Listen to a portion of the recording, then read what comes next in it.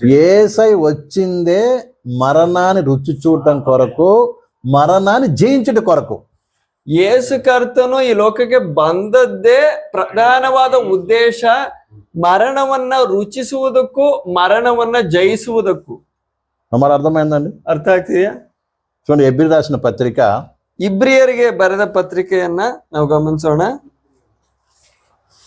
ಇಬ್ರಿಯರಿಗೆ ಬರೆದ ಪತ್ರಿಕೆ 2వ ಅಧ್ಯಾಯము, ಅದರಲ್ಲಿ 2ನೇ ಅಧ್ಯಾಯ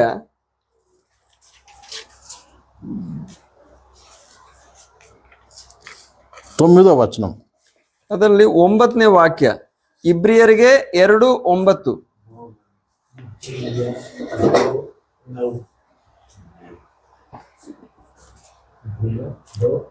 దేవుని కృప వలన ఆయన ప్రతి మనుషుని కొరకు మరణము అనుభవించినట్లు దూతల కంటే కొంచెము తక్కువ వాడిగా చేయబడిన యేసు మరణం పొందినందున మహిమా ప్రభావముతో కిరీటము ಧರಿಸಿನ ವಾನಿగా ఆయన చూచుచున్నాము. ಆದರೂ ದೇವದೂತರಿಗಿಂತ ಸ್ವಲ್ಪ ಕಡಿಮೆಯಾಗಿ ಮಾಡಲ್ಪಟ್ಟ ಒಬ್ಬಾತನು, ಅಂದರೆ ಯೇಸುವು ಪ್ರಭಾವವನ್ನು ಮಾನವನ್ನು ಕಿರೀಟವಾಗಿ ಹೊಂದಿರುವುದನ್ನು ನಾವು ನೋಡುತ್ತೇವೆ. ಮೃತಪಟ್ಟದ್ದರಿಂದಲೇ ಮಾನ ಪ್ರಭಾವಗಳನ್ನು ಹೊಂದಿದನು. ಆತನು ದೇವರ ಕೃಪೆಯಿಂದ ಎಲ್ಲರಿಗೋಸ್ಕರ ಮರಣವನ್ನು ಅನುಭವಿಸಲೇಬೇಕಾಗಿತ್ತು. యేసు క్రీస్తు లోకానికి శరీరధారికి రావటం దేనికంటే మరణ వేదనను అనుభవించడానికి, లేదా మరణాన్ని రుచి చూడట కొరకు. ಯೇಸು ಕರ್ತನು ಈ ಲೋಕಕ್ಕೆ ಬಂದ ಉದ್ದೇಶ ಏನಂದ್ರೆ, ಆತನು ಎಲ್ಲರಿಗೋಸ್ಕರ ಮರಣವನ್ನು ಅನುಭವಿಸಲೇಬೇಕಾಗಿತ್ತು, ಮರಣವನ್ನ ರುಚಿಸಬೇಕಾಗಿತ್ತು. ఇక్కడ అనుభవించినట్లు అంటే రుచి చూడటానికి. ಇಲ್ಲಿ ನಾವು ಓದೋದು ಮರಣವನ್ನ ಅನುಭವಿಸಲೇ ಅಂದ್ರೆ ರುಚಿಸುವುದಕ್ಕೆ, ಮರಣ ವೇದನ ಅನುಭವಿಸುಟ ಕೊరకు, ಅಂದ್ರೆ ಮರಣ ವೇದನೆಯನ್ನ ಅನುಭವಿಸುವುದಕ್ಕಾಗಿಯೇ ಬಂದದ್ದು. ఈ ప్రపంచంలో మానవ జాతి ఎదుర్కోలేనటువంటి యొక్క వేదన ఏం తెలుసా? మరణ వేదన. ಈ ಪ್ರಪಂಚದಲ್ಲಿ ಮನುಷ್ಯ ಜಾತಿ ಎದುರಿಸೋದಕ್ಕೆ ಭಯ ಪಡೋ ಒಂದು ವಿಷಯ ಏನಂದ್ರೆ ಮರಣದ ವೇದನೆ. ఎవరైనా సరే మరణాన్ని ఎదుర్కోవడానికి ఎవరన్నా ధైర్యం ఉంటుందా ఈ ప్రపంచంలో? ಈ ಪ್ರಪಂಚದಲ್ಲಿ ಮರಣ ವೇದನೆಯನ್ನು ಎದುರಿಸೋದಕ್ಕೆ ಏನಾದ್ರೂ ಬಲ ಇರುತ್ತಾ? చెప్పండి, ಹೇಳಿ. ఈ లోకం ఎంతో గొప్ప గొప్ప వాళ్ళు పుట్టారు. ಈ ಲೋಕದಲ್ಲಿ ಎಷ್ಟೋ ದೊಡ್ಡವರು ಜನ್ಮಿಸಿದ್ದಾರೆ. అర్థమైందండి? మరణం కాకుండడానికి ప్రయత్నం చేశారే తప్ప మరణించడానికి ఎవరు కూడా ಸಾಹಸಿಸలేదు. ಮರಣವನ್ನ ತಪ್ಪಿಸಿಕೊಳ್ಳುವುದಕ್ಕಾಗಿ ಪ್ರಯತ್ನ ಪಟ್ಟಿದ್ದಾರೆ ಹೊರತು ಮರಣ ಹೊಂದುವುದಕ್ಕಾಗಿ ಮುಂದುವರಿಯಲಿಲ್ಲ. నేను చెప్పేది వాస్తవమేనా? ಹೌದಾ ಇಲ್ವಾ? ఈ లోకంలో ఎంతో మంది గొప్ప గొప్ప వీరులు ఉన్నారు, వీరాది వీరులు ఉన్నారు. ಈ ಲೋಕದಲ್ಲಿ ಅನೇಕ ವೀರರು ಇದ್ದಾರೆ, ಶೂರರಿದ್ದಾರೆ. ప్రపంచాన్ని జయించినటువంటి వారు ఉన్నారు. ಲೋಕವನ್ನ ವಶಪಡಿಸಿಕೊಳ್ಳುವ ವೀರರು ಶೂರರು ಇದ್ದಾರೆ. అలెగ్జాండర్ చక్రవర్తి మీరు విన్నారు ఎప్పుడన్నా? ಅಲೆಕ್ಸಾಂಡರ್ ಚಕ್ರವರ್ತಿ ಬಗ್ಗೆ ನೀವು ಕೇಳಿರ್ಬೋದು. ಮಹಾ ಚಕ್ರವರ್ತಿ, ಆತನು ಮಹಾ ಚಕ್ರವರ್ತಿ ಆಗಿದ್ದನು. Alexander the great. ಅದಕ್ಕೆ ಆತನನ್ನ ಅಲೆಕ್ಸಾಂಡರ್ ಮಹಾನ್. ఆయన 33 సంవత్సరాల వయసు వచ్చేటే ప్రపంచాన్ని జయించాడు. ಅವನು ಚಿಕ್ಕ ವಯಸ್ಸಲ್ಲೇ 30 సంవత్సరాలు వచ్చేటప్పటికే, క్షమించాలి, ಅಂದ್ರೆ 30ನೇ ವಯಸ್ಸು ಬರೋ ಅಷ್ಟರಲ್ಲೇ ಅವನು ಆಲ್ಮೋಸ್ಟ್ ಪೂರ್ತಿ ಲೋಕವನ್ನೇ ವಶಪಡಿಸಿಕೊಂಡಿದ್ದನು. చివరికి సముద్రం దగ్గర నిలబడి ఒక మాట అన్నాడంట ఆయన. ಈ ರೀತಿ ನಾವು ಓದ್ತೀವಿ, ಸಮುದ್ರ ಹತ್ರ ನಿಂತ್ಕೊಂಡು ಈ ರೀತಿ ಹೇಳ್ತಾ, సముద్ర ఒడ్డు నిలబడి ఇలా అన్నాడంట. అలెగ్జాండర్ ಸಮುದ್ರ ಬಳಿ ನಿಂತ್ಕೊಂಡು ಈ ರೀತಿ ಹೇಳದ್ನಂತೆ, ఓ సముద్రమా, నువ్వు కూడా ఒక రాజ్యం అయితే నిన్ను కూడా జయించావని అన్నాడంట. ಓ ಸಮುದ್ರವೇ, ನೀನು ಒಂದು ರಾಜ್ಯ ಆಗಿದ್ದಿದ್ರೆ ನಿನ್ನನ್ನು ನಾನು ಗೆದ್ಕೊಳ್ತಾ ಇದ್ದೆ, ವಶಪಡಿಸಿಕೊಳ್ತಾ ಇದ್ದೆ. కానీ ఆయన కూడా ఒక చిన్న దోమ కాటుకు బలై చచ్చిపోయాడు. ಆದ್ರೆ ಆತನ ಮರಣ ಹೇಗ್ ನಡೀತು ಅಂದ್ರೆ, ಚಿಕ್ಕ ಸೊಳ್ಳೆ ಕಚ್ತು, ನಿಮೋನಿಯಾ ಆಯ್ತು, ಸತ್ತೋದ. దోమ కరిచింది, మలేరియా వచ్చింది, చచ్చిపోయాడు. ಅಂದ್ರೆ ಒಂದು ಸೊಳ್ಳೆ ಕಚ್ತು, ಮಲೇರಿಯಾನೋ ನಿಮೋನಿಯಾನೋ ಆಯ್ತು, ಸತ್ತೋದ. ಜ್ವರ ಬಿದ್ದು. ప్రపంచం జయించి ఎంతో మంది చంపాడు, ಪ್ರಪಂಚವನ್ನೆಲ್ಲ ವಶಪಡಿಸಿ ಎಷ್ಟು ಜನರನ್ನ ಕೊಂದು ಹಾಕ್ದ. కానీ చివరికి ఆయన ప్రాణాన్ని ఆయన కాపాడుకోలేకపోయాడు. ಆದ್ರೆ ಕೊನೆಗೆ ತನ್ನ ಸ್ವಂತ ಪ್ರಾಣವನ್ನ ಕಾಪಾಡ್ಕೊಳ್ದೆ ಹೋದ್ರು. ఇదే ప్రపంచంలో గొప్ప గొప్ప వారు ఉన్నారు, ಈ ರೀತಿ ಅನೇಕ ಮಹನೀಯರು ಈ ಲೋಕದಲ್ಲಿ ಹುಟ್ಟು ಹೋಗಿದ್ದಾರೆ. ప్రధాన మంత్రులు ఉన్నారు, ప్రెసిడెంట్లు ఉన్నారు. ಇವತ್ತು ಕೂಡ ಪ್ರಧಾನ ಮಂತ್ರಿಗಳು, ರಾಷ್ಟ್ರಪತಿಗಳು, ಅನೇಕ ನಾಯಕರಿದ್ದಾರೆ. నేను ఈ దేశానికే ప్రథమ వ్యక్తిని అంటూ ఉంటారు. ಅಂದ್ರೆ ಅಂಥವರು ಈ ದೇಶಕ್ಕೆ ನಾನೇ ಪ್ರಧಾನ ವ್ಯಕ್ತಿ ಆಗಿದ್ದೇನೆ ಎಂದು ಹೆಮ್ಮೆ ಪಡುತ್ತಿದ್ದಾರೆ. కానీ వాడికి అడుగు ఆ చుట్టూ సెక్యూరిటీ లేకుండా అడుగు ముందుకు వేయాలంటే వాడికి భయము.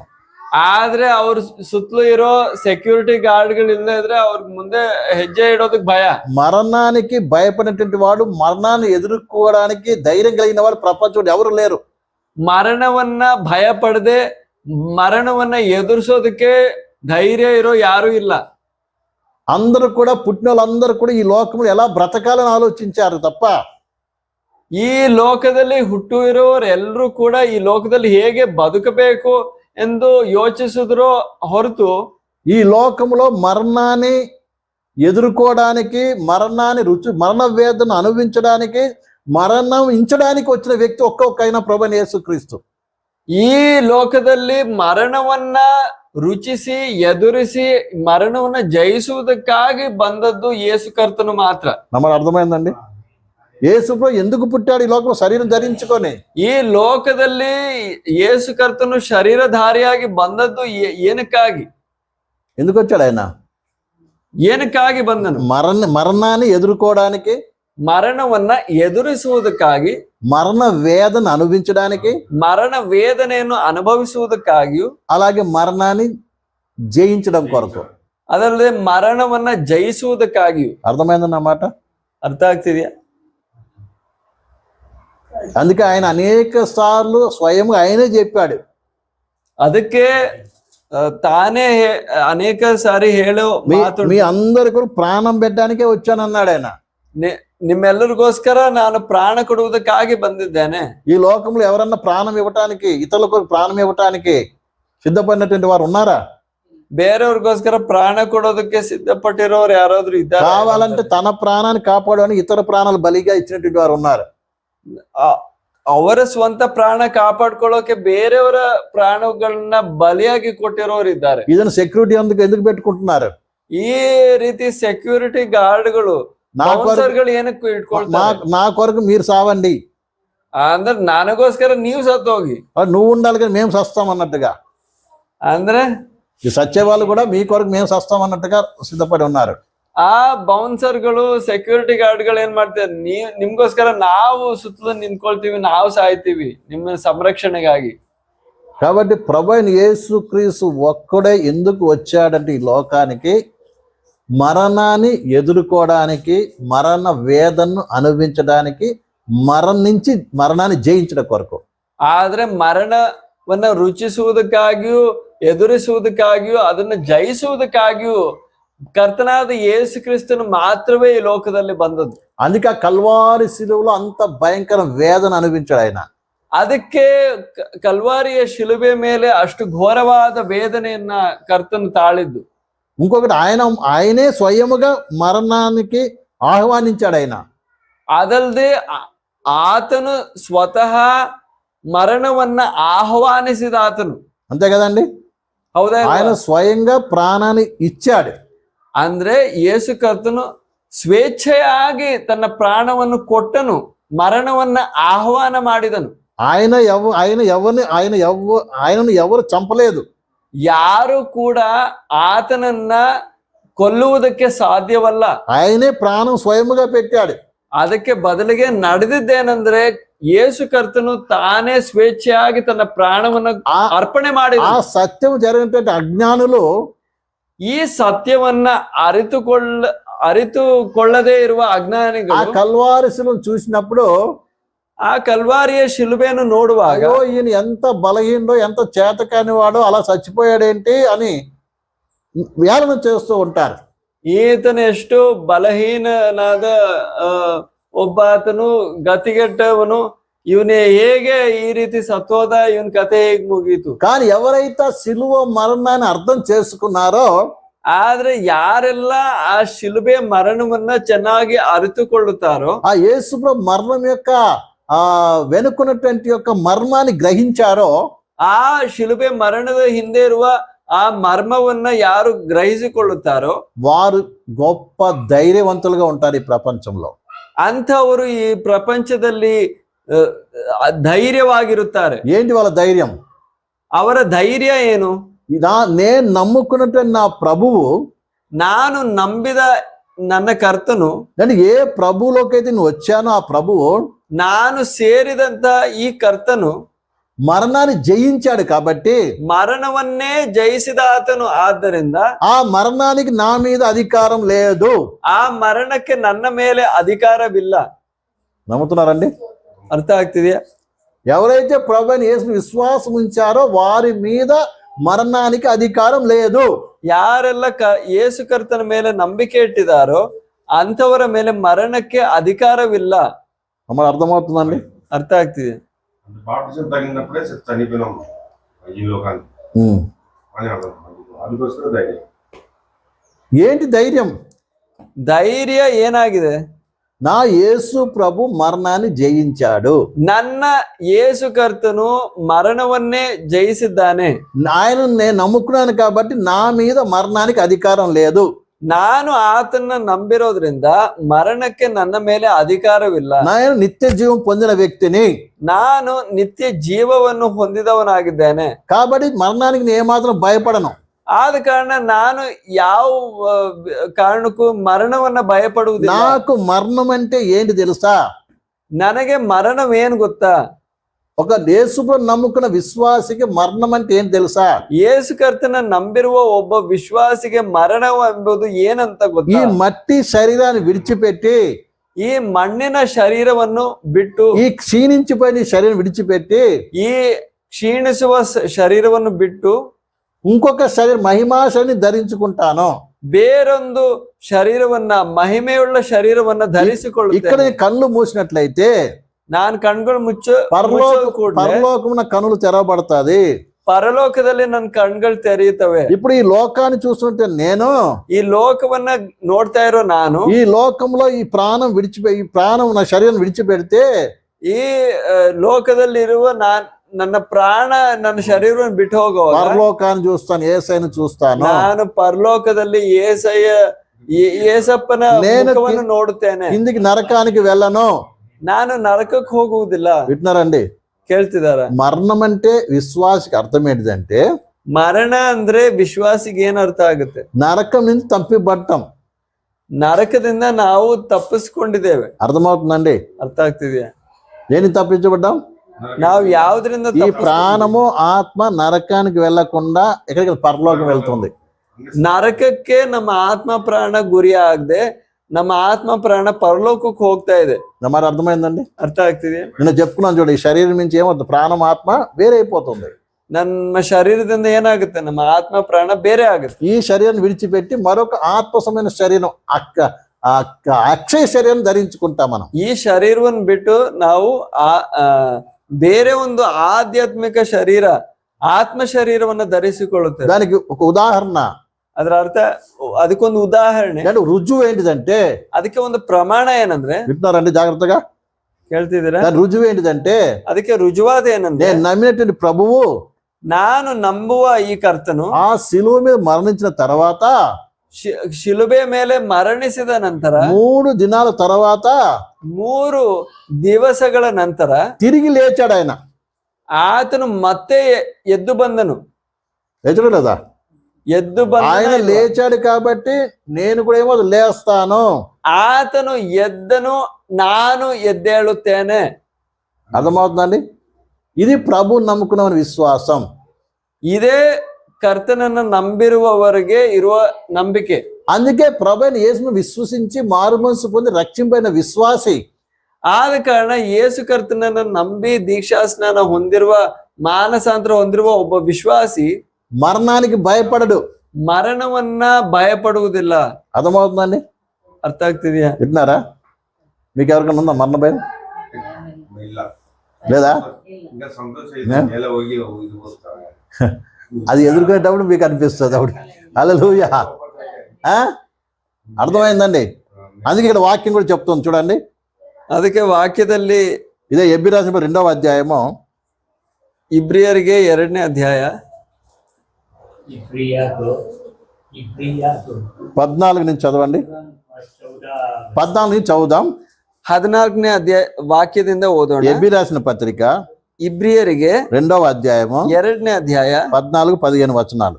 14-15. కాబట్టి ఆ పిల్లలు రక్త మాంసం గలవారైనందున ఆ ప్రకారం మరణం యొక్క బలము గన్నవాని అనగా అపవాదిని మరణము ద్వారా నశింప చేయుటకు జీవితకాలం అంతయు మరణ భయము చేత దాస్యములకు లోబడిన వారిని విడిపించుటకును ఆయన కూడా రక్త మాంసల పాలివాడాయను. ಇದಲ್ಲದೆ ಮಕ್ಕಳು ರಕ್ತ ಮಾಂಸಧಾರಿಗಳಾಗಿರುವುದರಿಂದ ಆತನು ಅವರಂತೆಯೇ ಆದನು.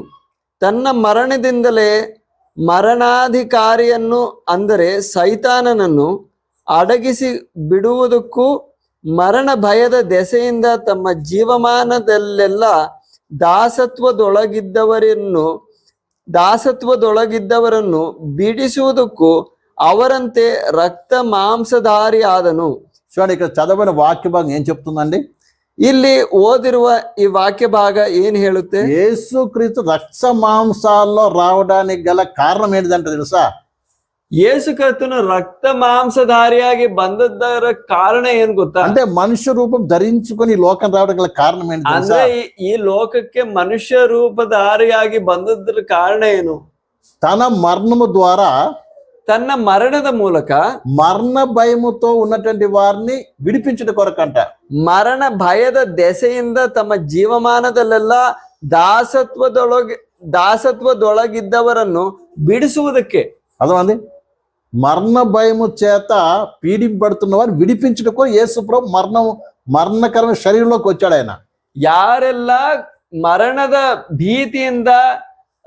ಭೀತಿಗೆ ಒಳಪಟ್ಟಿದ್ದರೋ ಅಂಥವರನ್ನ ಬಿಡಿಸುವುದಕ್ಕಾಗಿ ಯೇಸು ಕರ್ತನ್ ಬಂದದ್ದು. ఏ మనిషినైతే సాతానుడు మరణం అనేటువంటి పేరుతో మనుషులను భయపెట్టిస్తున్నాడో ఆ భయము లేకుండా చేయటానికి యేసు ప్రభు రక్తమాంసంలో అయ్యాడు. ಸೈತಾನನು ಮನುಷ್ಯರನ್ನ ಮರಣ ಭೀತಿಯಿಂದ ಒಳಪಡಿಸುತ್ತಿದ್ದಾನೆ. ಆ ಸಂದರ್ಭದಲ್ಲಿ ಯೇಸು ಕರ್ತನು ಆ ಮರಣ ಭೀತಿಯಿಂದ ಬಿಡಿಸುವುದಕ್ಕಾಗಿ ಈ ಲೋಕಕ್ಕೆ ಇಳಿದು ಬಂದನು. యేసు ప్రభు రక్తమాంసం గలవాడై మరణ వేదన అనుభవించి మరణాన్ని జయించాడు. కాబట్టి ಯೇಸು ಕರ್ತನು ರಕ್ತ ಮಾಂಸಧಾರಿಯಾಗಿ ಇಳಿದು ಬಂದು ಮರಣ ವೇದನೆಯನ್ನು ಅನುಭವಿಸಿದರ ಕಾರಣ ఎవరైతే ఆయన విశ్వాసం ఉంచుతున్నారో, ಯಾರೆಲ್ಲ ಆತನನ್ನ ನಂಬ್ತಾರೋ, వింటున్నారండి? ఇక్కడ వినండి జాగ్రత్తగా. ಕೇಳಿಸ್ಕೊಳ್ಳಿ. ఎవరైతే ఆయన విశ్వాసం ఉంచుతున్నారో, ಯಾರೆಲ್ಲ ಆತನ ಮೇಲೆ ನಂಬಿಕೆ ಇಡುತ್ತಿದ್ದಾರೆ, వారు ఏ రీతిగా జీవించాలని కోరుకున్నాడు? ಅಂಥವರು ಏನಂತ ಯಾವ ರೀತಿ ಜೀವಿಸಬೇಕು ಅಂತ ఇక మరణ భయం లేకుండా జీవించడానికంట ಕರ್ತನು ಬಯಸುವುದೇನು? ಅಂಥವರು ಮರಣ ಭಯದಿಂದ ಇನ್ಮೇಲೆ ಜೀವಿಸಬಾರದು. నువ్వు నిజంగా రక్షింపబడిన వ్యక్తివైతే, ನೀವು ಆದ ಕಾರಣ ನಿಜವಾಗ್ಲೂ ರಕ್ಷಣೆ ಹೊಂದಿದ್ರೆ, నిజంగా కల్వారి శిలువలో ఆయన మరణము ద్వారా జరిగిన కార్యం నీకు అర్థమైతే, ಕಲ್ವಾರಿಯ ಶಿಲುಬೆ ಮೇಲೆ ನಡೆದ ಕಾರ್ಯವು ನಿನಗೆ ಚೆನ್ನಾಗಿ ಅರ್ಥ ಆಗಿದ್ರೆ, నీలో కూడా ఏముండడానికి వీల్లేదు. ನಿನ್ನಲ್ಲೂ ಏನ್ ಇರೋದಕ್ಕೆ ಅವಕಾಶ ಇಲ್ಲ. ఏ భయం ఉండకూడదు? ಯಾವ ಭಯ ಇರಬಾರ್ದು. మరణ భయము ఉండకూడదు. ಮರಣ ಭೀತಿ ಇರಬಾರ್ದು. అర్థమైందండి? ఎందుకు? ಯಾಕೆ? యేసుని నమ్ముకున్న మనకి మరణం లేదు. ಯಾಕಂದ್ರೆ ಯೇಸು ಕರ್ತನ ನಂಬಿದಂತ ನಮಗಳಿಗೆ ಮರಣವಿಲ್ಲ. మరణాన్ని ప్రభు జయించేశాడు. మరణವನ್ನೇ ಜಯಿಸಿ ಮುಗೀತು. మరణం అంటే శరీరీతిగా ప్రాణం పోవడం కాదు. మరణ ಅಂದ್ರೆ ಈ ಶಾರೀರದಿಂದ ಆತ್ಮ ಪ್ರಾಣ ಹೋಗೋದಲ್ಲ. మరి అర్థమైందండి? ಅರ್ಥ ಆಗ್ತಿದ್ಯಾ? ఈ ప్రాణము శరీరము ఈ యొక్క తాత్కాలికమైనటువంటి శరీరం విడిచిపెట్టి నిత్యమైనటువంటి ఆత్మ శరీరంకి వెళ్ళటం. ಅಂದ್ರೆ ನಮ್ಮ ಆತ್ಮ ಪ್ರಾಣ ಈ ತಾತ್ಕಾಲಿಕವಾದ ಈ ಶರೀರವನ್ನು ಬಿಟ್ಟು ನರಕಕ್ಕೆ ನಿತ್ಯ ಶಿಕ್ಷೆಗೆ ಗುರಿಯಾಗುವುದೇ ಅಸಲಾದ ಮರಣ. తప్పు చెప్పినావు నువ్వు. అంటే పాత బట్ట బాగా అర్థం చేసుకోండి. ಚೆನ್ನಾಗಿ ಅರ್ಥ ಮಾಡ್ಕೊಳ್ಳಿ. ఈ తాత్కాలికమైన శరీరాన్ని మరణం అంటే మరణ ಅಂದ್ರೆ ಏನು? ఈ తాత్కాలికమైనటువంటి శరీరాన్ని విడిచిపెట్టి ತಾತ್ಕಾಲಿಕವಾದ ಶರೀರವನ್ನ ಬಿಟ್ಟು అక్షయమైన మహిమగల శరీరం ధరించుకోవటము. ಅದರ ನಂತರ ನಾವು ಅಕ್ಷಯವಾದ ಮಹಿಮೆಯುಳ್ಳ ದೇಹವನ್ನ ಧರಿಸಿಕೊಳ್ಳುತ್ತೇವೆ. అర్థమైందండి? ಅರ್ಥ ಆಗ್ತಿದೆಯಾ? విశ్వాసి మరణం అంటే ఏంటిది?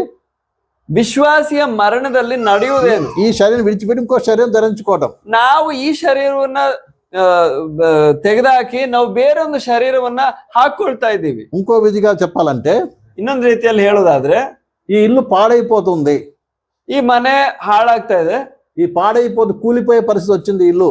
ಇದು ಕುಸಿದು ಬೀಳೋ ಒಂದು ಪರಿಸ್ಥಿತಿಗೆ అప్పుడు ఏం చేస్తున్నాం మనము? ಅವಾಗ ಏನ್ ಮಾಡ್ತಾ ఈ ಇದ್ದೀವಿ? ఇల్లు ఖాళీ చేసి ఇంకొక కొత్త ఇంటికి పోతున్నాం. ಈ ಮನೆ ಖಾಲಿ ಮಾಡಿ ಬೇರೆ ಒಂದು ಹೊಸ ಮನೆಗೆ ಹೋಗ್ತಾ ಇದ್ದೀವಿ. అర్థమైందండి? ಅರ್ಥ ಆಗ್ತಿದ್ಯಾ? ఇదే విశ్వాసికి ఉన్నటువంటి నమ్మకం. ಇದು ವಿಶ್ವಾಸಿಗೆ ಇರುವಂತಹ ನಂಬಿಕೆ. రుజువు ఏంటిది? ಅದಕ್ಕೆ ರುಜುವಾತೇನು? మన ప్రభువైన యేసుక్రీస్తే మనకు రుజువు. ನಮ್ಮ ಕರ್ತನಾದ ಯೇಸುವೆ ನಮಗೆ ರುಜುವಾತು. ఆయన చనిపోయి పాతి పెట్టబడ్డాడు, ಆತನು ಸತ್ತನು, ಹೂಣಲ್ಪಟ್ಟನು, మూడో దినంలో మహిమాశయంతో లేచాడు ఆయన. ಮೂರನೇ ದಿನ ಆತನು ಮಹಿಮೆಯುಳ್ಳ ದೇಹದೊಂದಿಗೆ ಮೇಲೆದ್ದನು. అర్థమైందండి? ఇప్పుడు యేసు మరణించిన శరీరం కంటే మా తర్వాత శరీరం వేరుగా ఉంది. ಅಂದ್ರೆ ಯೇಸು ಕರ್ತನು ಯಾವ ಶರೀರದಲ್ಲಿ ಮರಣಿಸಿದನೋ ಆ ಶರೀರಕ್ಕಿಂತ ವ್ಯತ್ಯಸ್ತವಾಗಿದೆ ಆತನು ಎದ್ದು ಬಂದ ಆ ಶರೀರ. పై కనబడడానికి అదే రూపం ఉంది, ನೋಡೋದಕ್ಕೆ ಹೊರ ತೋರುವಿಕೆಗೆ ನೋಡೋದಕ್ಕೆ ಅದೇ ರೂಪ ಇದೆ, కానీ రక్త మాంసాలు లాగా లేవు, రక్త మాంసాలు లేవు. ಆದ್ರೆ ಆ ಎರಡನೇ ಶರೀರ ರಕ್ತ ಮಾಂಸದ ಶರೀರ ಅಲ್ಲ, అక్షయ శరీరము, ಅದು ಅಕ್ಷಯವಾದ ಶರೀರ, మహిమగల శరీరము, ಮಹಿಮೆಯುಳ್ಳ ಶರೀರ. ఆ శరీరంతో ఆయన ఎక్కడికైనా వెళ్ళగలడు, ఆయనకు వాహనాలు అవసరం లే. ಆ ಶರೀರದೊಂದಿಗೆ ಎಲ್ಲಾದ್ರೂ ಹೋಗ್ಬೋದು, ವಾಹನದ ಅಗತ್ಯನೇ ಇಲ್ಲ. అర్థమైందండి? ಅರ್ಥ ಆಗ್ತಿದ್ಯಾ? ఒక ఇంట్లోకి పోవాలంటే డోర్ తెరవాల్సిన పని లేదు. ಒಂದ್ ಮನೆ ಒಳಗೆ ಹೋಗ್ಬೇಕು ಅಂದ್ರೆ ಮನೆ ಬಾಗಿಲು ತೆರೆಯೋ ಅವಶ್ಯನೇ ಇಲ್ಲ. అందుకే యేసు లేచిన తర్వాత శిష్యులు అందరు గదిలో ఉంటే లోపలికి డైరెక్ట్ వచ్చేసి భయపడకండి, సమాధానం కలుగును గాక అన్నాడు. ಆದ ಕಾರಣವೇ ಯೇಸು ಕರ್ತನು ಮರಣಿಸಿದ ನಂತರ ತನ್ನ ಶಿಷ್ಯರೆಲ್ಲ ಭಯಕ್ಕೆ ಒಳಪಟ್ಟವರಾಗಿ ಒಂದು ಮನೆ ಒಳಗಡೆ ಬಾಗಿಲು ಮುಚ್ಕೊಂಡಿರುವಾಗ ಕರ್ತನು ಮಧ್ಯದಲ್ಲೇ ಪ್ರತ್ಯಕ್ಷನಾದನು. అలాంటి అక్షయమైన మహిమగల శరీరం దేవుడు మన కొరకు కూడా దాచిపెట్టాడు. ಅದೇ ರೀತಿಯಾದ ಮಹಿಮೆಯುಳ್ಳ ಶರೀರವನ್ನ ಕರ್ತನು ನಮಗೋಸ್ಕರ ಸಿದ್ಧಪಡಿಸಿ ಇದ್ದಾನೆ. అదే 2 కొరింథీ రాసిన పత్రిక 5:1 చదువుతాం మనం. 2 కొరింథీ రాసిన పత్రిక ಇದರ ಬಗ್ಗೆ ನಾವು 2 ಕೊರಿಂಥ 5ನೇ ಅಧ್ಯಾಯದಲ್ಲಿ ಓದ್ತೀವಿ. ಕೊರಿಂಥದವರಿಗೆ ಬರೆಯಲ್ಪಟ್ಟ 2ನೇ ಪತ್ರಿಕೆ 5ನೇ ಅಧ್ಯಾಯ 1-2 వచనాలు. ಅದರಲ್ಲಿ 1-2 ವಾಕ್ಯಗಳನ್ನ ಓದ್ಕೊಳ್ಳೋಣ. భూమి మీద మన గుడారమైన ఈ నివాసము శిథిలమైపోయినను చేతి పని కాక దేవుని చేత కట్టబడినదియో నిత్యమునైన నివాసము పరలోకమునందు మనకున్నదని ఎరుగుదము. మనం దిగంబరులము కాక వస్త్రం ధరించుకునే వారము కనబడదము. కాబట్టి పరలోకం నుండి వచ్చు మన నివాసము దీనిపై ధరించుకుని అపేక్షించుచు దీనిలో మునుగుచున్నాము. ಭೂಮಿಯ ಮೇಲಿರುವ ನಮ್ಮ ಮನೆಯು ಅಂದರೆ ನಮ್ಮ ದೇಹವೆಂಬ ಗುಡಾರವು ಕಿತ್ತು ಹಾಕಲ್ಪಟ್ಟರೂ ದೇವರಿಂದುಂಟಾದ ಒಂದು ಕಟ್ಟಡವು ಪರಲೋಕದಲ್ಲಿ ನಮಗುಂಟೆಂದು ಬಲ್ಲೆವು. ಅದು ಕೈಯಿಂದ ಕಟ್ಟಿದ ಮನೆಯಾಗಿರದೆ ನಿತ್ಯವಾಗಿರುವಂತದ್ದಾಗಿದೆ. ನಾವು ಈಗಿನ ದೇಹದಲ್ಲಿರುವವರೆಗೂ ನರಳುತ್ತೇವೆ. ಪರಲೋಕದಿಂದ ದೊರಕುವ ನಮ್ಮ ನಿವಾಸವನ್ನು ನಾವು ದೇಹದ ಮೇಲೆ ಧರಿಸಿಕೊಳ್ಳಬೇಕೆಂದು ಅಪೇಕ್ಷಿಸುತ್ತೇವೆ. ఇక్కడ దేవుని వాక్యం ఏం చెప్తుందండి? ಇಲ್ಲಿ ದೇವರ ವಾಕ್ಯ ಹೇಳೋದೇನು? భూమి మీద ఉన్నదంటే గుడారం అంట. ಭೂಮಿಯಲ್ಲಿರುವ ನಮ್ಮ ದೇಹ ಒಂದು ಗುಡಾರವಾಗಿದೆ. వింటున్నారా? ಕೇಳ್ತಿದ್ದೀರಾ? ఈ శరీరం అంటే గుడారం అంట. ಈ ಒಂದು ಶರೀರ ಒಂದು ಗುಡಾರವಾಗಿದೆ ಅಂತ. గుడారం అంటే తెలుసు కదా మీకు అండి? ಗುಡಾರ ಅಂದ್ರೆ ಗೊತ್ತಾ? టెంట్. ಒಂದು ಟೆಂಟ್. టెంట్ ఎప్పటికి ఉండేదా, తాత్కాలికమైనదా? ಶಾಶ್ವತವಾಗಿರುತ್ತೆ, ತಾತ್ಕಾಲಿಕವಾದ ಒಂದು ವಸ್ತುವ ಟೆಂಟ್. కాబట్టి యేసు ప్రభు నమ్ముకున్న వ్యక్తులకి మరణం అనేటువంటి దానికి మరణానికి మరణ భయం అనేది ఉండదు. ಆದ ಕಾರಣ ಯೇಸು ಕರ್ತನ ನಂಬಿರುವ ವಿಶ್ವಾಸಿಗಳಿಗೆ ಮರಣ ಭೀತಿ ಇರುವುದಿಲ್ಲ. ఇంకా ఎవరికైనా మరణ భయం ఉంది అంటే ಇನ್ನೂ ಏನಾದ್ರೂ ಮರಣ ಭಯವಿದ್ದರೆ నీలో ఏదో సమస్య ఉన్నట్టు లెక్క, ఏదో పాపం ఉన్నట్టు లెక్క, ఏదో అవిధేయత ఉన్నట్టు లెక్క. ಅದರರ್ಥ ನಿನ್ನಲ್ಲಿ ಏನೋ ಒಂದು ಸಮಸ್ಯೆ ಇದೆ, ಪಾಪ ಇದೆ, ಅವಿಧೇಯತೆ ಇದೆ, ಏನೋ ಒಂದು ತ್ರುಟಿ ಇದೆ, ಅದಕ್ಕೆ ನಿನಗೆ ಮರಣ ಭಯ ಇದೆ. మరి అర్థమైందండి? ಅರ್ಥ ಆಗ್ತಿದ್ಯಾ?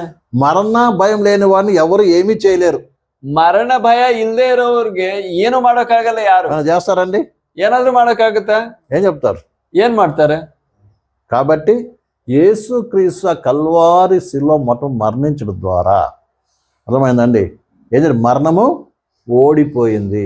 ఆయన ఒకడు ఓడించడగా పూర్తిగా ఆయన నమ్మిన వారందరూ కూడా ಓಡಿಂಚಗಲರು. ಯೇಸು ಕರ್ತನು ಶಿಲುಬೆ ಮೇಲೆ ಮರಣಿಸಿದರ ಮೂಲಕ ಮರಣವು ಸೋತು ಹೋಗಿದೆ.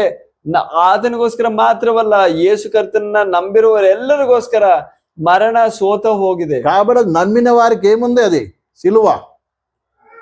ಆದ ಕಾರಣ ನಂಬಿರುವವರಿಗೆ ಶಿಲುಬೆ ಏನಾಗಿದೆ? దేవుని శక్తి, ದೇವರ ಶಕ್ತಿ ಆಗಿದೆ. రక్షింపడం మనకి దేవుని శక్తి.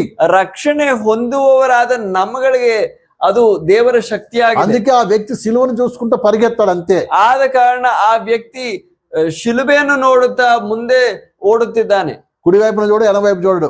ಅವನು ಎಡಬಲಕ್ಕೆ ತಿರುಗುವುದಿಲ್ಲ. అది ఏమున్నా సరే, ಏನೇ ಆಗಿರ್ಲಿ, ఎదురు కత్తి రాని, ఖడ్గం రాని, రోగం రాని, ఏం రాని అది పట్టించుకొని పోతానే ఉంటాడు, పరిగెత్తా ఉంటాడు. ಮುಂದೆ ಖಡ್ಗ ಬರ್ಲಿ, ಸಂಕಟ ಬರ್ಲಿ, ಯಾವುದು ತಲೆಗೆ ಹಚ್ಕೊಳ್ಳಲ್ಲ, ಮುಂದೆ ಹೋಗ್ತಾ ಇರ್ತಾನೆ. అర్థమైందండి? ಅರ್ಥ ಆಗ್ತಿದ್ಯಾ? అదే రక్షణ నశించిపోయే వారికి, ಆದ್ರೆ ನಾಶ ಆಗೋ ಜನರಿಗೆ వాళ్ళకి హేళం కనబడుతుంది, వెరితనం కనబడుతుంది, చేతకాని వాడే కనబడుతుంది. ಇದೇನಿದು ಉಚಿತನ ಅಂತ ಅನ್ಸುತ್ತೆ ಅವ್ರಿಗೆ. తేడా అర్థమైందండి? ఇప్పుడు ఈ వాక్యం ವ್ಯತ್ಯಾಸ అర్థమైందా? ಅರ್ಥ ಆಗ್ತಾ ಇದೆಯಾ? కాబట్టి యేసుప్రభు ఆ శిలువ ద్వారా అంత కార్యం చేశాడు. ಆದ ಕಾರಣ ಯೇಸು ಕರ್ತನು ತನ್ನ ಶಿಲುಬೆ ಮೇಲೆ ಈ ಕಾರ್ಯ ನಡೆಸಿದನು. ఎవరి కోసం అది చేశాడు? ಈ ಕಾರ್ಯವನ್ನ ಯಾರಿಗೋಸ್ಕರ ನಡೆಸಿದ್ದು? మరణ భయముతో జీవిస్తున్న నీవు మరణ భయం లేకుండా జీవించడం కొరకు.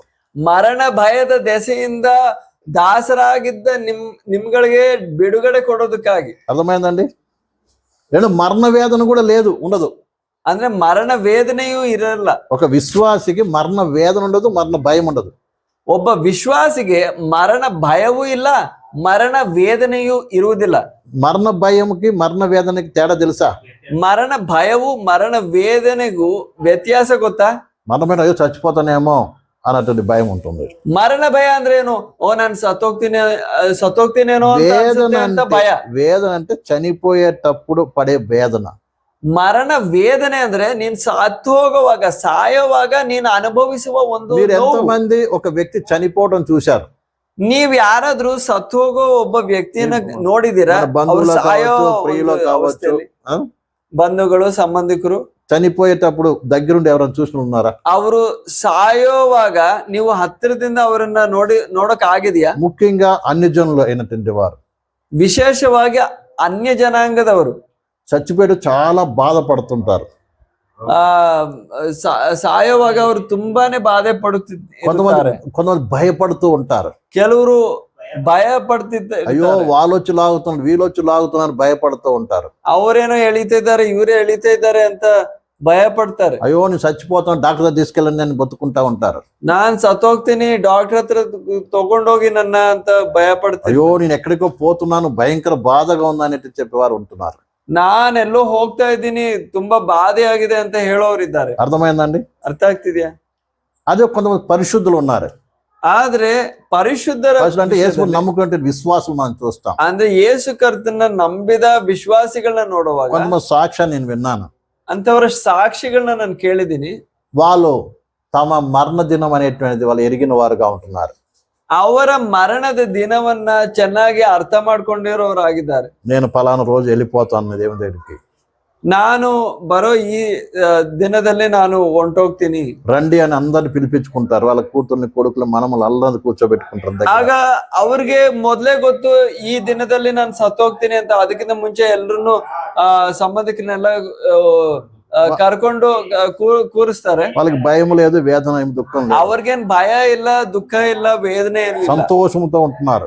ಸಂತೋಷದಿಂದ ಇದ್ದಾರೆ. అందరిని పిలిపించుకొని ಎಲ್ರನ್ನು ಕರೆಸ್ತಾರೆ. అందరికి దేవుని గురించి చెప్పేసేసి ಎಲ್ಲರ ಜೊತೆನೂ ದೇವ್ರ ಬಗ್ಗೆ ಹೇಳಿ హెచ్చరిక చేసేసి ಯಾರ್ಯಾರಿಗೆ ಎಚ್ಚರಿಕೆ ಕೊಡ್ಬೇಕೋ ಎಚ್ಚರಿಕೆ ಎಲ್ಲ ಕೊಟ್ಟು అందరు కూడా పాటలు పాడమని ಎಲ್ಲರಿಗೂ ಆ ಹಾಡ್ ಹಾಡಿ ಅಂತ ಹೇಳ್ತಾರೆ. ఆ పాట పాడుతుండగా వీళ్ళు కూడా పాట పాడుతూ వెళ్ళిపోయడం మరణించడం మనం చూస్తాం చాలా మంది. ಇವರೆಲ್ಲ ಹಾಡುವಾಗ ಅವರು ಅವ್ರ ಜೊತೆ ಹಾಡ್ತಾ ಅವರು ಸತ್ತೋಗೋದು, వాళ్ళకి భయము ತೀರೋಗೋದು వాళ్ళకి ನೋಡಿದ್ದೀವಿ. భయము లేదు, వేదన లేదు, ఏమీ లేదు. ಅವ್ರಿಗೆ ಭಯನೂ ಇಲ್ಲ, ವೇದನೆನೂ ಇಲ್ಲ, ಏನೂ ಇಲ್ಲ. అలా చక్కగా పరుని నిద్రపోతున్నారు. ಆಗ ಚೆನ್ನಾಗಿ ನಿದ್ದೆ ಮಾಡೋ ರೀತಿಯಲ್ಲಿ ಅವರು ಸತ್ತೋಗ್ತಾರೆ. అలాంటి అది పరిశుద్ధుల మరణం. ಅದೇ ಒಬ್ಬ ಭಕ್ತನ ಮರಣ ಅನ್ನೋದು. అందుకే బైబిల్ రాయబడింది భక్తుల మరణం యెహోవాకి ఇష్టం అంట. ಅದಕ್ಕೆ ದೇವರ ವಾಕ್ಯದಲ್ಲಿ ನಾವು ಓದೋದು ಭಕ್ತರ ಮರಣ ಅನ್ನುವಂಥದ್ದು ದೇವರ ದೃಷ್ಟಿಯಲ್ಲಿ ಬಹುಮೂಲ್ಯವಾಗಿದೆ. అర్థమై ఇద్దరు మరణానికి తేడా ఉందా? ಅದಕ್ಕೆ ಇಬ್ಬರ ಮರಣದಲ್ಲೂ ವ್ಯತ್ಯಾಸ ಇದೆಯಾ? అంటే ఆ అవిశ్వాసికేమో వాడు నరకం కనబడుతుంది. ಅವಿಶ್ವಾಸಿ ಸಾಯುವಾಗ ಅವನಿಗೆ ನರಕ ಕಾಣಿಸುತ್ತೆ. విశ్వాసికి ఏం కనబడుతుంది? ಆದ್ರೆ ವಿಶ್ವಾಸಿಗೆ ಏನ್ ಕಾಣಿಸುತ್ತೆ? దేవుడు కనబడుతుంది, దేవుని దూతలు పరలోకం కనబడుతుంది, నిత్యత్వం కనబడుతుంది. ದೇವರು ಕಾಣಿಸ್ತಾನೆ, ದೇವ್ರ ದೂತರು ಕಾಣಿಸ್ತಾರೆ, ఇంకా ಪರಲೋಕ ಕಾಣಿಸ್ತಾರೆ. ఇంకా సంతోషం అనిపిస్తుంది. ಇನ್ನೂ ಸಂತೋಷ ಆಗುತ್ತೆ. ఏంటి ఆ సంతోషం? ಏನದ್ ಸಂತೋಷ? అదే కొత్త ఇల్లు వదిలిపెట్టి కొత్త గృహానికి, పాత ఇల్లు వదిలిపెట్టి కొత్త ఇంటికి పోతున్నా. ನಾನು ಹಳೆ ಮನೆ ಬಿಟ್ಟು ಹೊಸ ಮನೆಗೆ ಹೋಗ್ತಾ ಇದ್ದೀನಿ. అంతేగాని మీరు ఎప్పుడైనా కొత్త ఇల్లు కట్టుకున్నారనుకో ఎంత సంతోషం ఉంటది. ನೀವೇನಾದ್ರೂ ಹೊಸ ಮನೆ ಕಟ್ಕೊಂಡ್ರೆ ಎಷ್ಟು ಸಂತೋಷ ಇರುತ್ತೆ. ఎప్పుడెప్పుడు ఆ ఇంటికి పోతామా అనిపిస్తుంది. ಯಾವಾಗ ಆ ಮನೆಗೆ ಹೋಗಿ ಸೇರ್ತೀವೋ ಅನ್ನೋ వాడి దృష్టి అంతా అక్కడ ఉంటుంది. ನಿಮ್ ದೃಷ್ಟಿ ಎಲ್ಲ ಅಲ್ಲಿರುತ್ತೆ. అంతేగాని ఈ లోకం మీద బ్యాంక్ బ్యాలెన్స్ మీదనో, కొడుకుల మీదనో, కూతుల మీద, మనమల్ల మీదనో, వాళ్ళ మీద వీళ్ళ మీద లేదు. ಅದ್ರ ಬದಲಿಗೆ ಈ ಲೋಕಕ್ಕೆ ಸಂಬಂಧಪಟ್ಟ ಬ್ಯಾಂಕ್ ಬ್ಯಾಲೆನ್ಸು ನಿಮ್ ಮಕ್ಕಳ ಬಗ್ಗೆ ಅದ್ರ ಬಗ್ಗೆ ಇರಲ್ಲ.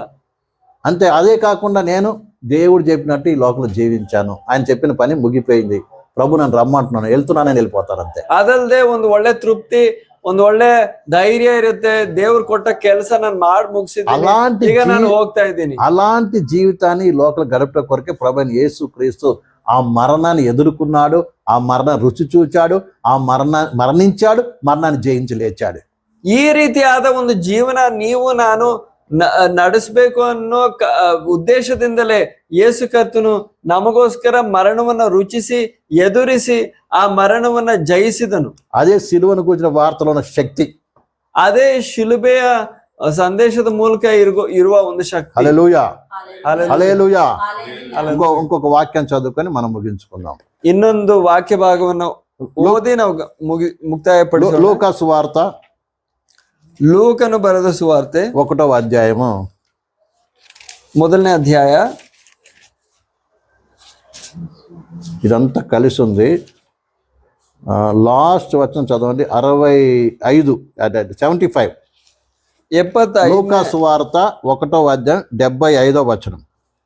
75ನೇ ವಾಕ್ಯ. 24 75 ಒಟ್ಟಾಗಿದೆ.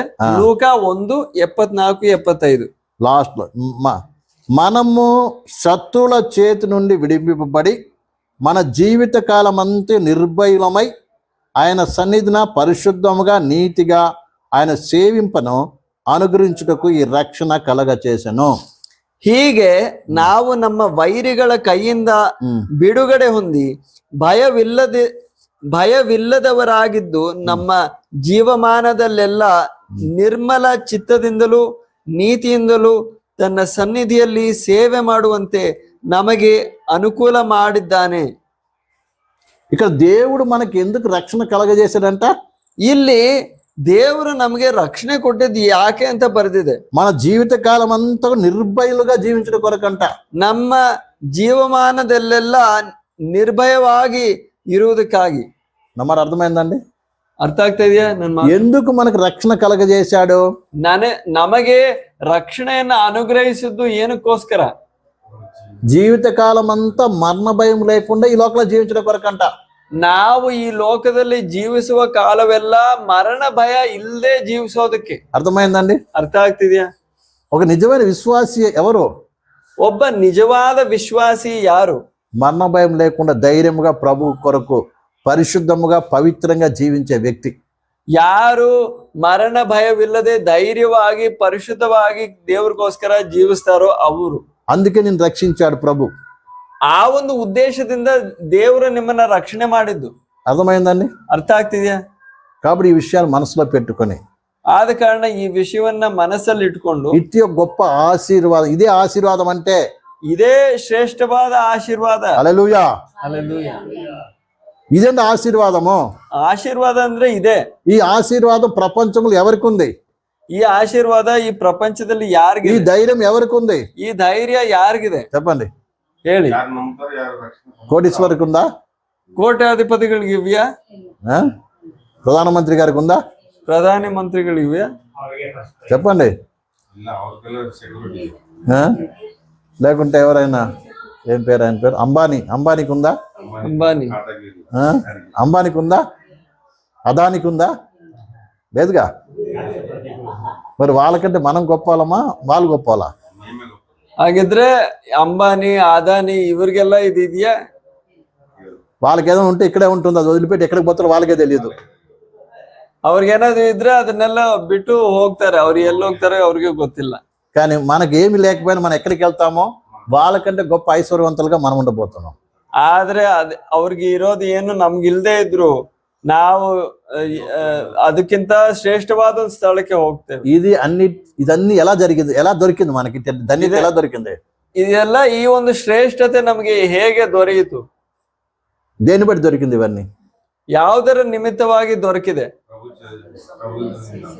ఆ? ದೇವರಿಂದ ఆ కల్వారి శిలువలో ఆయన మరణించడం ద్వారా లభించిన ఆశీర్వాదం, ఐశ్వర్యం. ಆ ಕಲ್ವಾರಿಯ ಶಿಲುಬೆ ಮೇಲೆ ಆತನು ಹೊಂದಿದ ಮರಣದ ನಿಮಿತ್ತವಾಗಿ ನಮಗೆ ಇದೆಲ್ಲ ದೊರಕಿದೆ. ఐశ్వర్యము, ఆశీర్వాదము, ಐಶ್ವರ್ಯವು, ಆಶೀರ್ವಾದವು. అర్థమైందండి? హల్లెలూయా, హల్లెలూయా. ఆ భాగ్యం యేసయ్య శిలువ ద్వారా దొరికింది మనకి.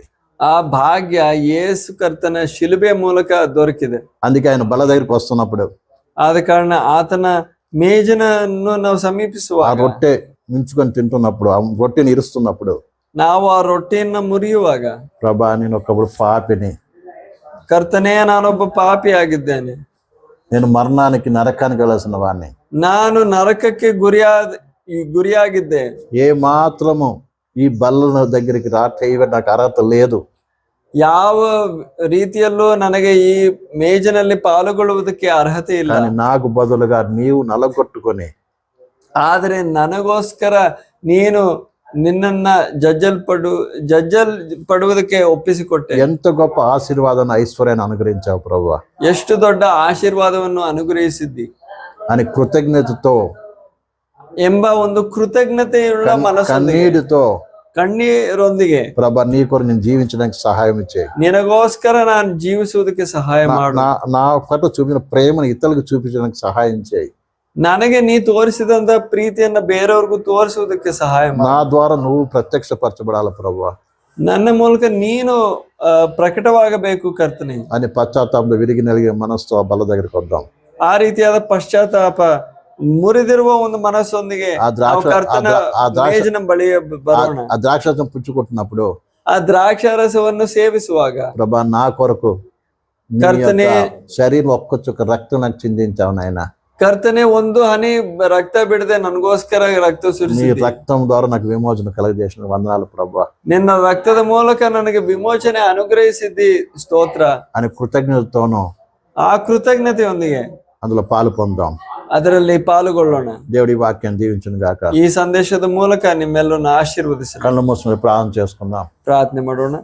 స్తోత్ర మహోన్నతుడైన తండ్రి, ಮಹೋನ್ನತನಾದ ದೇವರೇ ಸ್ತೋತ್ರ. మహాపరిశుద్ధమైన ప్రభువా, ಮಹಾಪರಿಶುದ್ಧನಾದ ತಂದೆಯೇ, ఈ ఉదయకాలం మొదలుకొని ఇప్పటి వరకు కూడా ಹಗಲು ಕಾಲದಿಂದ ಈ ಮಧ್ಯಾಹ್ನದವರೆಗೂ నీ సిలువను కూర్చున్న వార్తను ధ్యానించడానికి కృపించారు నాయన. ನಿನ್ನ ಶಿಲುಬೆಯ ಸಂದೇಶದ ವಾರ್ತೆಗಳನ್ನು ವಾಕ್ಯಗಳನ್ನು ಧ್ಯಾನಿಸುವುದಕ್ಕೆ ಕೊಟ್ಟ ಕೃಪೆಗಾಗಿ ఆ ಸ್ತೋತ್ರ. సిలువ యొక్క కూర్చున్న వార్తలను శక్తిని మీకు గ్రహించి కృపించారు నాయన. ಆ ಶಿಲುಬೆಯ ಕುರಿತಾದ ಮಾತುಗಳಲ್ಲಿ ಒಳಗೊಂಡಿರುವ ಶಕ್ತಿಯನ್ನು ಅರಿತುಕೊಳ್ಳುವುದಕ್ಕೆ ಸಹಾಯ ఈ ಮಾಡಿದೆ. లోకస్తులు గ్రహించలేకపోయారు ప్రభు, ಈ ಲೋಕದವರು ಆ ಶಕ್ತಿಯನ್ನು ಗ್ರಹಿಸದೆ ಹೋಗಿದ್ದಾರೆ. కానీ అల్పమైన మాకు ఈ యొక్క నీ శక్తిని అర్థం చేసుకుని కృపించారు నాయన. ಆದ್ರೆ ಅಲ್ಪರಾದ ನಮಗಳಿಗೆ ಕರ್ತನೆ ಆ ಶಕ್ತಿಯನ್ನ ಅರಿತುಕೊಳ್ಳುವುದಕ್ಕಾಗಿ కొట్ట కృపಗಾಗಿ స్తోత్ర. మేము ఈ లోకంలో అతి శక్తి గలవారముగా జీవించడం కృప దయచేయండి ఆయన. ఈ ಲೋಕದಲ್ಲಿ ನಾವು ಶಕ್ತಿಯುಳ್ಳವರಾಗಿ ನಡೆಯುವುದಕ್ಕೆ ಸಹಾಯ ಮಾಡು. మేము పైకి భక్తి గలవారు ఉండడం కాదు ప్రభా, ಹೊರತೋರುವಿಕೆಗೆ ಮಾತ್ರ ಭಕ್ತಿಯುಳ್ಳವರಾಗಿ ಅಲ್ಲ, ఆ సిలువ శక్తిని మేము ఆస్వాదించిన వారముగా, ಆ ಶಿಲುಬೆಯ ಸಾಮರ್ಥ್ಯವನ್ನು ನಾವು ರುಚಿಸುವವರಾಗಿ ఈ లోకానికి తెలియపరచడానికి మమ్మల్ని బలపరచము ನಾವು ಈ ಲೋಕದ ಜನರಿಗೆ ತೋರ್ಪಡಿಸುವುದಕ್ಕೆ ಸಹಾಯ ಮಾಡು. ప్రభా. ఈ దినం పరిశుద్ధ బల దగ్గరికి వస్తుండగా ನಾವು ಈ ದಿನ ನಿನ್ನ ಪರಿಶುದ್ಧ ಮೇಜಿನ ಬಳಿ ಬರುವಾಗ అయోగ్యమైన మాకు నీ కృప అనుగ్రహించే, ಅಯೋಗ್ಯರಾದ ನಮಗೆ ನಿನ್ನ ಕೃಪೆಯನ್ನು ಅನುಗ್ರಹಿಸಿ ఆ పాత్రలోని ఆశీర్వాదం అనుభవించడానికి సహాయం చేయండి. ಮೇಜಿನ ಮೂಲಕ ನಾವು ಆಶೀರ್ವಾದ ಹೊಂದೋದಕ್ಕೆ ಸಹಾಯ ಮಾಡು. నీ నామనకే మహిమ చెల్లిస్తూ ನಿನ್ನ ನಾಮಕ್ಕೆ ಮಹಿಮೆ ಉಂಟಾಗಲಿ. యేసు నామములో అడుగుచున్నాము తండ్రి. ಯೇಸುವಿನ ಪರಿಶುದ್ಧ ನಾಮದಲ್ಲಿ ಪ್ರಾರ್ಥಿಸುತ್ತೇವೆ ತಂದೆಯೇ. హల్లెలూయా, హల్లెలూయా. ಆಮೆನ್.